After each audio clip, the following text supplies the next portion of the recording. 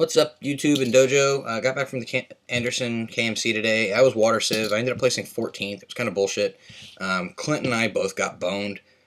At the end of round 5, which there really should have only been 5 rounds, he and I were either 5th and 6th or 7th and 8th. I'm not sure exactly.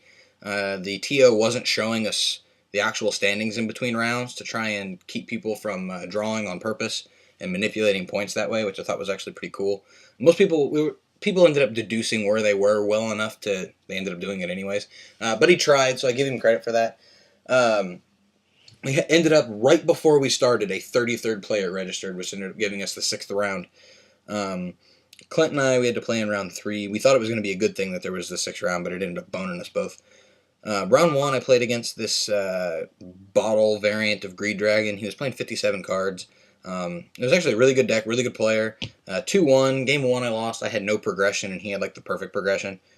Game 2, by like I think it was turn 7, I had all 3 keepers on board, so it was just game over at that point. Game 3, we were both top decking. I had a decently established board, but nothing I could push with, nothing I wanted to push with.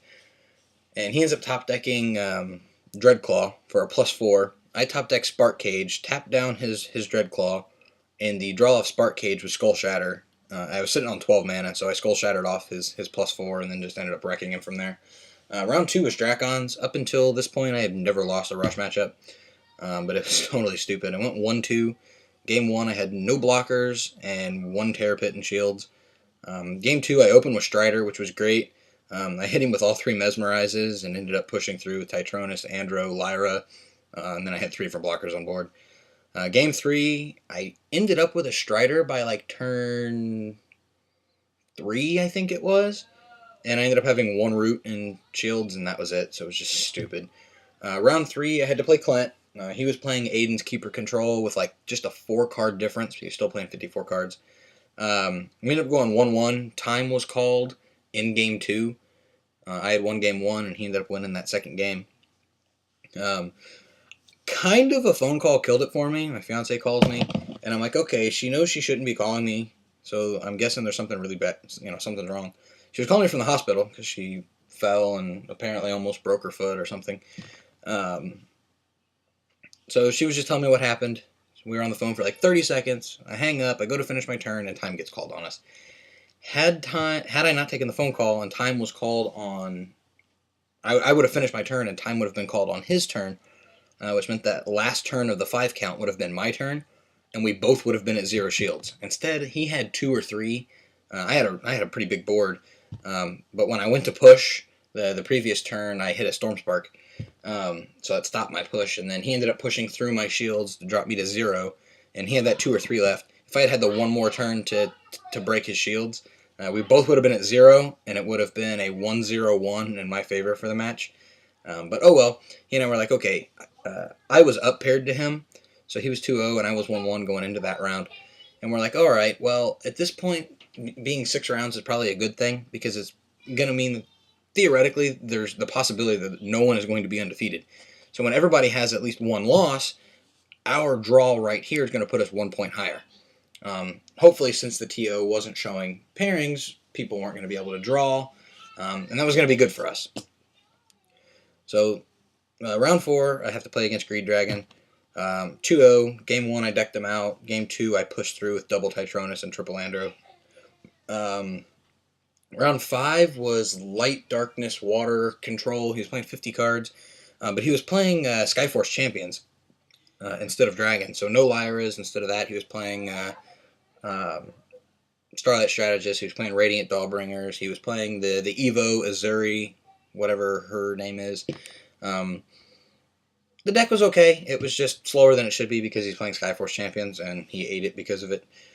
And then round 6, which at this point, Clint and I were both 3-1-1, and unfortunately, the guy that I lost to at this point was 3-2, so that kind of hurt my tiebreaker.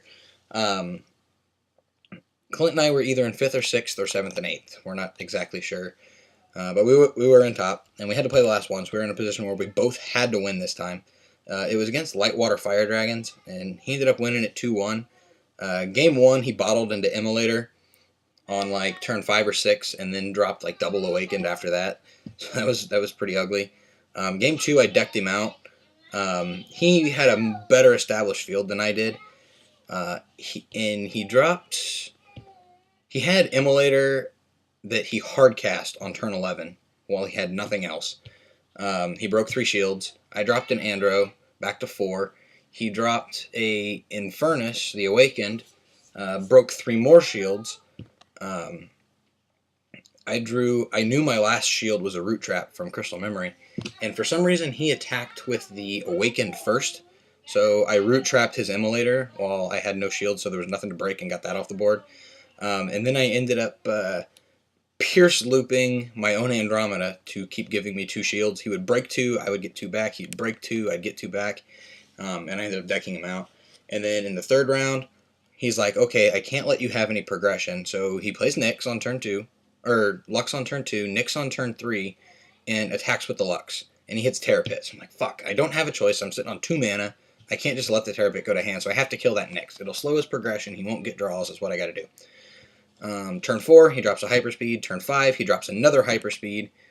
I ended up, the shields he broke were blockers, so I dropped the blockers, installed for a turn, and I just got nothing. So game 3 was pretty much Lux, Nyx, hyper aggro, and the game was over on turn 6. It was pretty sad.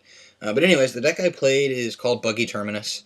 It is essentially what Aiden played. He kind of beat me to the punch, and he made me have to change a couple of things after he topped with it, and people just kind of took after what he had done there. The deck... Hold on, I'm a little out of order here. The deck plays 65 cards. Originally it was a 60-card deck, because the idea was if you had to, you could deck people out. And when everybody's playing 45, 48 cards, it was fine. Aiden playing 54, everybody started bumping up, and that made me have to bump a little bit too. I did have 2 games today where I was down to within my last 5 cards. So playing 65 actually did win me 2 games today by not decking me out. They call it's buggy because it's black, blue, green, and yellow, using magic colors there. But the whole idea behind it is you sit there, and the main playstyle is I'm not going to attack your shields, which is essentially going to starve you of resources. And at that point, I can either go for the deck out, or I can wait till my field is so massive compared to yours that I can push through for your shields regardless of what you might have. What the hell? There it is. Okay, deck was a little out of order here. This profile, I'm going to do it in order of mana drop count instead of civilization. It makes more sense that way. So to start off, we play 3 Aqua Strider. I did have a game today with double Titronus on board with 3 Aqua Striders, so I had 12,000 Aqua Striders. That was pretty freaking awesome. 3 Sprouts for ramp and 2 Dark Returns. The 2nd Dark Return actually helped me a ton today. I only put this in like yesterday night, so that was really good. So there's the 8 2-drops. On to 3 drops. There's 3 Gloom Hollow, 3 Mesmerize, 3 Logo Scan, and 3 Spark Cage. Spark Cage was sort of a last-minute call. It helped me so much today in terms of just... and I think my tap-down count is 13 different tap-downs. So I can tap down single things and then run them over with what else I have on board. Because while I'm establishing my field and not pushing through shields, once I get something like an andro on board or whatnot, I'm just going to tap your stuff and then kill it, so you don't have field presence and you have no resources. And Spark Cage really helped me do that. So there's our 12 3-drops. The majority of the deck is actually 4 drops. I start off with 2 Canyon Skimmer. I cut this for another card I'll get to in a moment, or cut the 3rd one for that. The extra tap down is great, and being a blocker is awesome. Triple Law. In round 6, I had all 3 Laws on board and still lost a game because Law was absolutely trash against him. He just didn't play spells. He managed them instead and just started playing dragons, and it was stupid. 3 Piercing Judgments, because Piercing Judgment is fucking awesome. 3 Crystal Memory, because you want to search for shit. And 3 Reap and Sow to continue drawing and ramping. On to the 5-drops. 3 Keeper of Dawn. I've always hated this card from way back when in Rise. Playing it now, like, I hate it because it seems like it clogs my hand too much, but when you're playing 60 plus cards, it doesn't ever clog. So it was really good to play like that. I cut the third Canyon Skimmer for 1 Wave Lancer. This was a last-minute decision. It was pretty much the last card that made it into the deck. I really debated playing 2 because in theory the card would be really, really good. But having not tested it, I wasn't sure that I wanted to play 2, so I just gave it the tech spot. I never lost a game that I played this card. I would never mana it either because I'm only playing the 1 of and it's so good. If I drew it, I would just sit on it until I could play it. Yeah, play Wave Lancer, you don't lose. So this is definitely going up. 1 Grip of Despair. Before I started playing Terminus, I was playing 45 count builds, and 1 Grip and 45 count was just the perfect number to me. But even up at 65 for some reason, it doesn't feel like it merits playing more than 1 copy of Grip. So that's probably going to stay at 1, but that put in a ton of work today, especially because once I've starved them of resources, they'll play a creature, and then I can grip it, so it's pretty much like a Mesmerize, forces it back to their hand, and then they have to discard it. And then to round out the 5s was 2 copies of Mana Storm, because the whole point of the ramp in this is to give me a faster progression into Andromedas and things than opposing control decks are going to do. 6 drops, we have triple Lyra, double Puppet, and double Stormspark. This is really not that relevant for a deck like this. I almost feel like I don't need the card at all, but just in case, it's kind of a just in case you have to play it type thing. 7s is simply 3 Terror Pit and 3 Root Trap. Pretty self-explanatory. 8s, I played 1 Gargoyle. I never dropped this card today. Every time I drew him, he ended up in mana. Chances are I'm probably going to cut him from the build. And double Skull Shatter. The reason I only played 2 Skull Shatter is once we get to the 9s here, my 3rd Skull Shatter was a Squillis. I never played him today either. A couple of times I drew him for my first draw. I did that like 4 times today. Drew him for the first draw of the game and just threw him in mana. A couple of times I had him mid to late game after my opponent already had no hand, so he became mana. I'm not certain he deserves a spot in the deck, honestly, anymore after testing today. 3 Andromeda, which I felt like sometimes I could not draw quick enough. And 2 Dracothane. Dracothane I played 2 of because I really want to drop the 1 as an additional triple breaker, and pulling back Striders and Gloom Hollows and Canyon Skimmers for an extra tap, bringing back Laws that they may have killed at some point in time or another, which you only ever need 1 of, but I hate when I draw the 1 Dracothane early, and pretty much that means it's forced into mana, and then I don't have that option later in the game, so I opted to play 2 so that I could do that. And then the last 2 cards of the deck were double Titronus. I debated playing 3.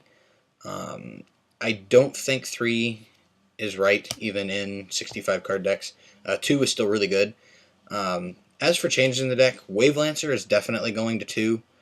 I may or may not keep it at 65. I may go back to 60. The thought process behind 65 here was simply that I knew when everybody was playing bigger decks that me playing 60 no longer was as relevant, because we're all playing pretty much the same draw and whatnot, but I'm playing ramp, and the other pretty much keeper mirror matches don't play ramp like I do. So I would find myself in positions where I was actually decking out faster than them, even though I had bigger decks, because I was ramping and they're not. So I was like, well, how do I help, fix that issue? And I thought about playing 70, and I'm like, we only have 3 ofs in this game, and 70 just felt really bad. It wasn't necessarily something horrible, but it just felt really bad. But the difference between 65 and 60 is, say I want to open with an Aqua Strider, right? Playing 3 copies of Aqua Strider and a 60-card deck means I have about a 5% chance, actually it should be right at 5% chance, to open with an Aqua Strider. Playing 65 cards, it's 4.6. So what I ended up opting to do by playing 65 was I dropped my consistency by 0.4% in order to buy myself 5 more turns. And what it really wasn't there to buy 5 turns as much as it was, depending on how my hand was, I could play more aggressive with Sprouts and Reap and Sows and Mana Storms, Dropping Titronus, I had one game today where I dropped Titronus 3 times. I got Terror Pitted, and I Dark Returned it and dropped it again. I drew 15 cards off of that alone. It just put me in a position where I could play really aggressive with everything that helped me ramp or draw without worry, simply because I had those extra cards. And like I said, that mattered twice today, where I was down. I was down to 3 cards in one game and 5 cards in another game when I won. So yeah, those extra cards really did make a big difference. But that's the deck. It's really good. There's very few changes that I'll make to it. I'll probably do an updated post on it now. It was a really good experience. It was really fun. I wish that I had more that I could go to and play this with the couple fixes that I want to do to it. But unfortunately, that's not an option for me right now. So next time you guys will probably hear anything from me as far as big tournament play goes is hopefully going to be Gen Con. So peace out, guys.